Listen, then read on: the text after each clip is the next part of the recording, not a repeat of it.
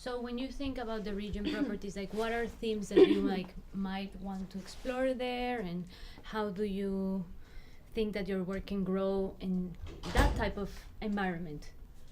I think we would still maybe keep going with the idea of bringing like intimate spaces into public spaces.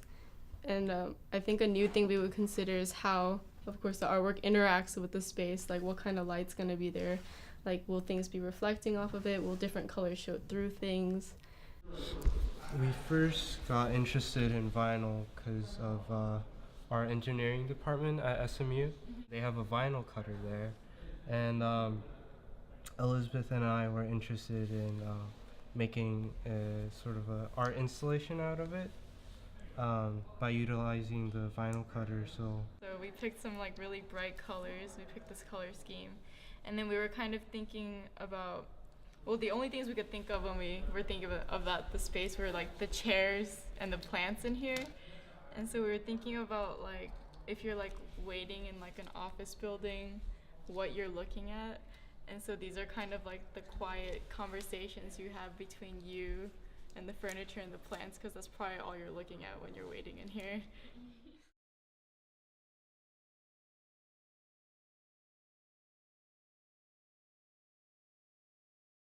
For the Regents Property Project, I am organizing a food-based installation. It's a broader conversation on like how people sustain themselves. Everyone needs to nourish themselves, and there's like these little luxury items that like some people have access to, some people don't. I'm just kind of try and even out that playing field to make it not necessarily about money so much. Basically what I do is when I finish this, I'm going to print it out on small scale on watercolor paper. And then I'm going to print that out so many times, gouache it, and then scan it or photograph it, and then recompile it back together, and then digitally enhance it like with like my own like, colorization in Photoshop. Love. Okay. Yeah. All my memories from when I was in Puerto Rico were framed around a very luscious garden. The tarps has been a really big deal ever since the hurricane in Puerto Rico, because FEMA didn't have enough tarps, and then at the same time you can buy these tarps here in the United States for 99 cents.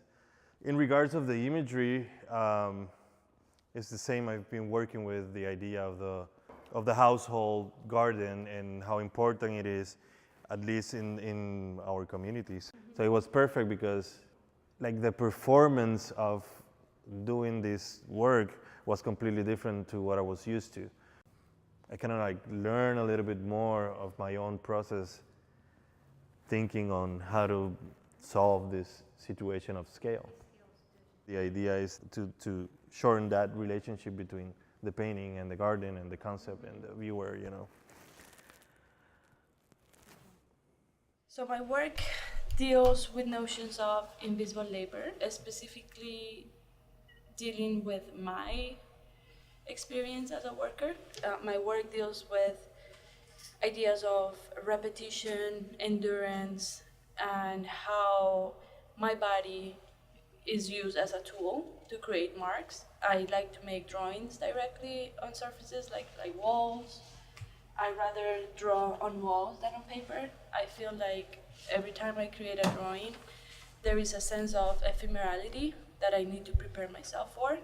So, for example, usually people have to work 8 hours a day, right? So when I do these settings, the idea is that my body is standing in front of this piece for this amount of hours, just repeating these movements, and then kind of giving myself the opportunity to connect with the action and get beyond just the mark making. This is why the line is important, that is very black and solid.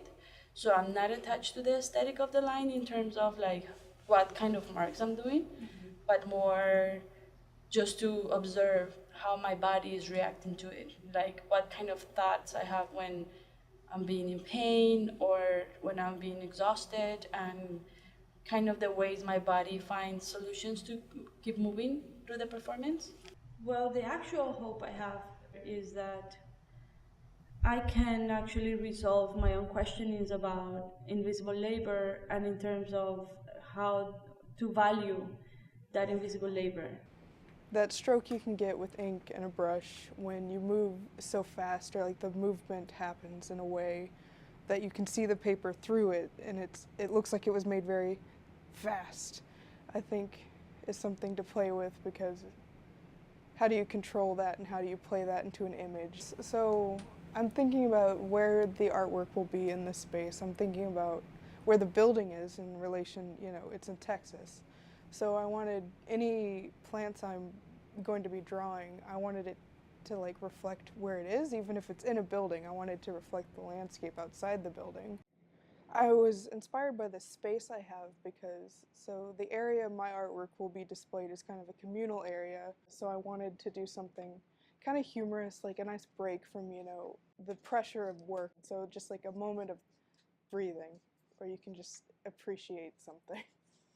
A lot of the process happens sort of before I even start painting, just like thinking about the images, going through all the images of places where I've been, and thinking about how to interpret those forms. Try to keep a strong color palette, try to think about not just hard lines, but sometimes there are soft lines, sometimes straight lines versus these amoebic forms.